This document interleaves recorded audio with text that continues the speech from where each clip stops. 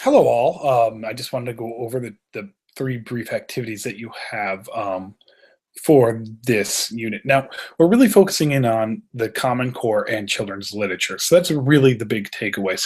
So the assignments are driven to have you understand both the standards and kind of the debates, and to think about them in a more critical stance, or to read, multiple sides of the issues, and then to take these kinds of debates and model the types of reading activities that support multiple source reading of complex issues that bring perspectives to bear on what we're reading. So with that, I'm going to share my screen and kind of just walk you through some of the activities. So give me a second here. And I love doing these videos. I just wish I had a newer computer earlier that would have allowed me to do more throughout the year. So if you're in Blackboard and you go to the home page, you'll see online CCS Activity 1 and CCS Activities 2.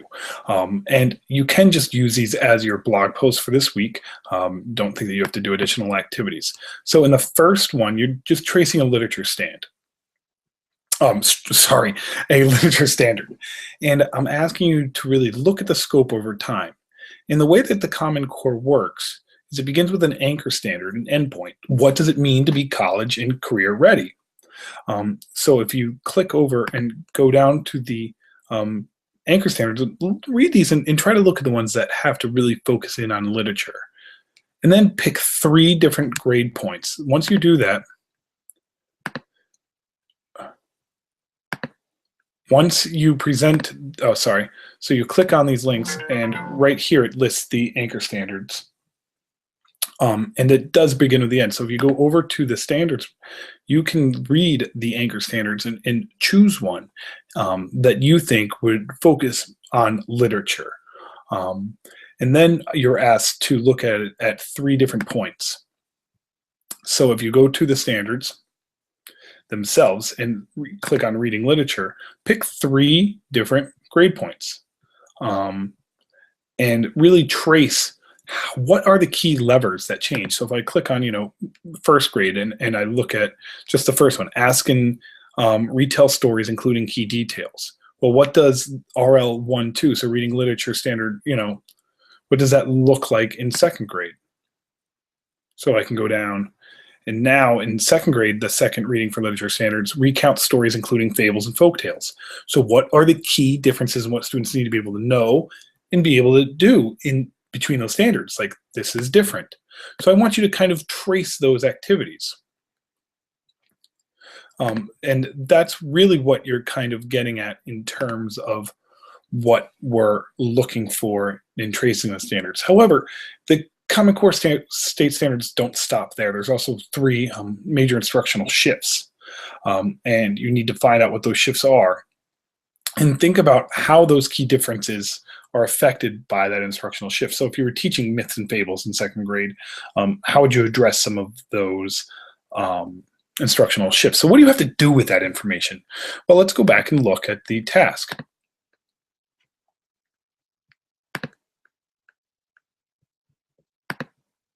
And when we see the task, you are asked to create a graphical representation of your thinking.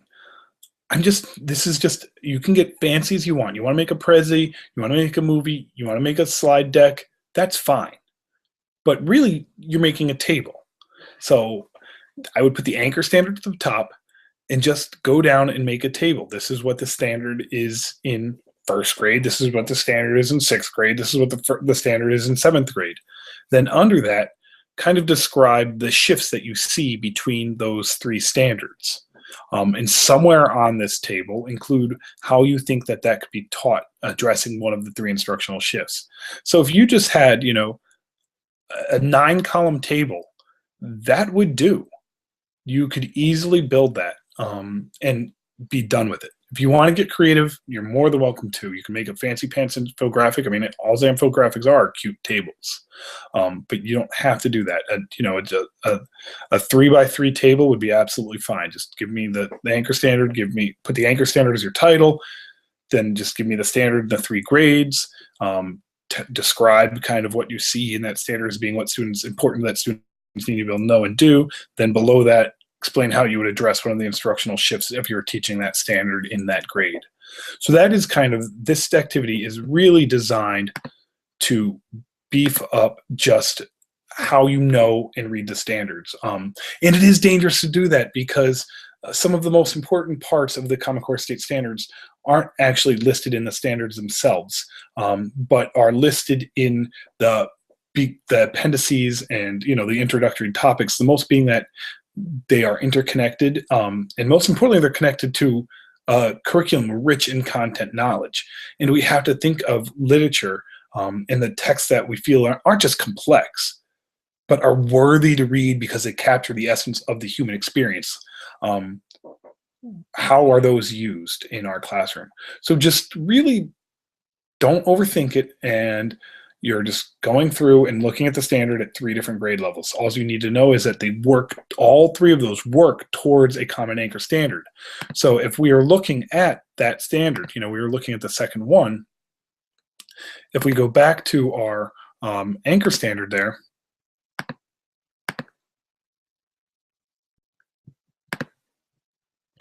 we go back to the anchor standard, we were looking at the Reading for Literature Standard 2, and if we can go back to look at our anchor standards, what do you see?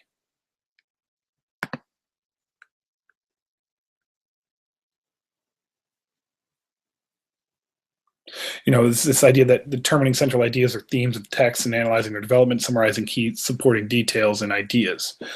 Does that fit there? And how does it fit? So just remember that the Common Core state standards begin with the middle of the end. Taking the standards in isolation is dangerous, but you have to identify exactly the content knowledge and the kind of the skills that you want to teach in that standard, and know that those standards shouldn't be taught in isolation, but embedded into a curriculum that's just rich in content knowledge. So the second assignment is where you're going to really get into the readings, and you don't have to read everything I posted. And what I try to do is get into the kind of the debate around the Common Core, or the debate around the Common Core that's challenging some of very long-held pedagogical practice, such as leveling texts, or get into the kind of the concepts of what we talked about with the idea of text complexity. So let's go look at that second task.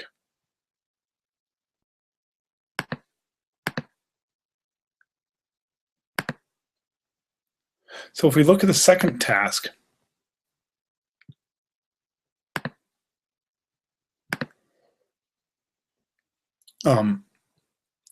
I give you 4 sources. You just have to pick 2. You don't have to read them all. They're not long stories. And I want you to kind of play with the source.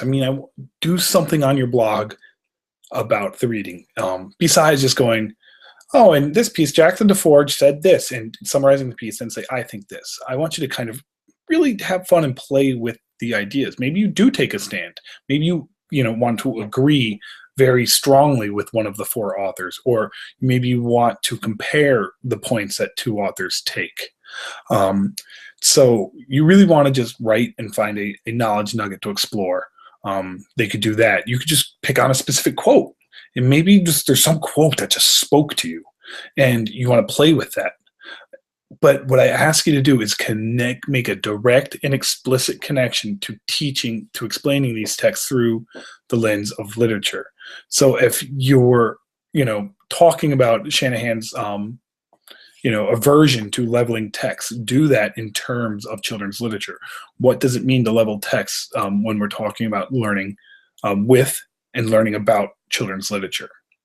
So just basically analyze the reading on your blog, but have fun. Challenge yourself. It's okay to fail at trying something new, as long as I'm seeing explicit evidence from the text that is captured in the children's literature. I don't mind you remixing that and repackaging it in a fun new way. So the second task, though, is a little bit different. I'm asking you to practice your think aloud skills. This is so critical for teachers to be able to do in a children's literature classroom. And it's also a critical skill to do when we're reading argumentative texts, such as the ones that I selected for you to work on this week. And all I want you to do, and I could even, I'll do an example for you, is really record yourself investigating the sources. You want to examine, the perspectives and the bias. So for example, if I was at a website such as, let me just Google a topic real fast.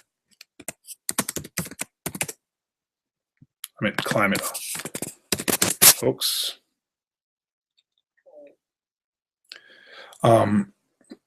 So if I picked a source like this, the Global Climate Scan, and I could talk about what I was doing. So I'd be like, well, I'm interested in finding out more about this author. So I'm going to go click on the About page first. See what I did there? I'm explaining my thinking. Oh, I'm not even sharing my screen. Let me share my screen. So I'm on a biased source right now. And I can now explain my thinking. So I'm on this source, and I think it is based on the colors. They're using red here. So they're taking a very strong position. And looking at the choices that they're picking, embarrassing predictions haunt, the sky is failing. So these are very important ideas, but I want to learn more about this site because I'm investigating the sources and I want to talk about perspective. So I'm going to click on the About. And then I could, go through and I could read this and I could talk about this. Maybe I could even take the globalclimatescan.com and Google it.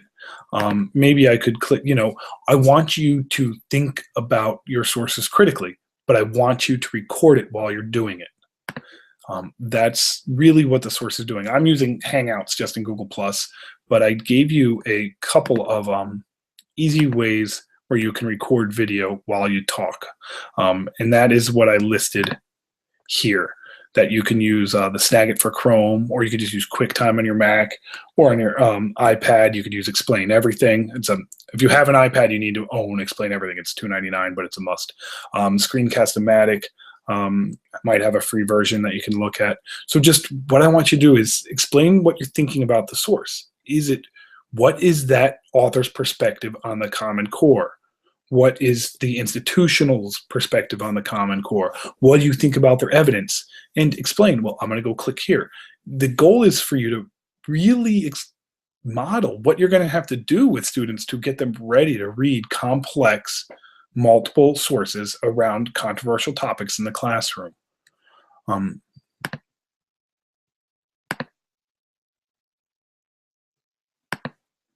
And so once you have your video, you can just share it on your blog, just, and write a few sentences, nothing much, about the experience or what you did or the conclusions that you drawn. And so don't overthink it. Just literally pick a source and try to naturally think out loud about what you're doing.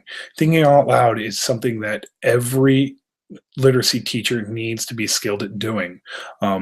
And it gets even more complicated when we start introducing online text where we can Google prior knowledge, or we can Google an author, or we can, try to discover the funding of a website. And that can really have us look at the perspectives and understand how perspectives shapes truth. Like that color red, like why did they choose red? That changes the meaning of a text, those kinds of design to choices. So that's something that readers need to consider now in ways that we've never had to consider before in the past. So you have just the task where you have to make a table exploring a standard across 3 different grade levels.